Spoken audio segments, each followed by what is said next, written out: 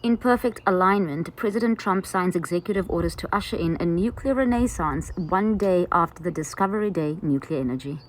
He signed. What is the goal here for the Trump administration when it comes to the nuclear power industry?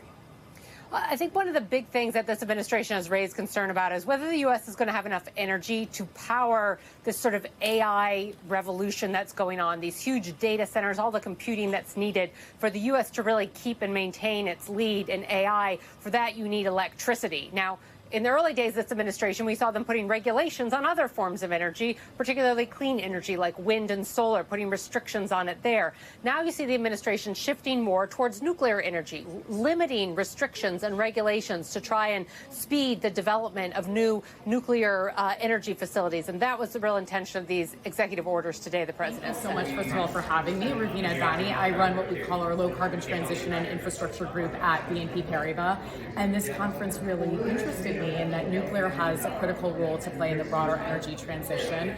We're obviously in the United States seeing a tremendous amount of demand growth, electricity demand growth stemming from AI, from electrification, from new factories that have been onshored here, and we're trying to play our role in helping spur growth in this specific technology.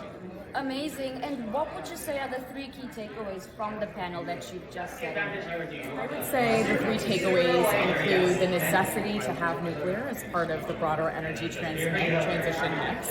I would say that there is still a lot of complexity inherent to nuclear energy, just given some of the key risks that we touched on, including construction risks, permitting risks, disposal risks, insurance, and the like. And then lastly, I would say it's really just bringing the broader ecosystem together. There were a lot of folks that were very bullish on where the industry is going, some a little bit more skeptical. It's really just bringing the industry together to help take some of these projects forward. In the United States right now, there's a tremendous amount of bipartisan support for this technology. And so, again, it's really just trying to mitigate some of those key issues that we talked about, completion guarantees, the permitting risks, the offtake. That's really going to help these projects move forward.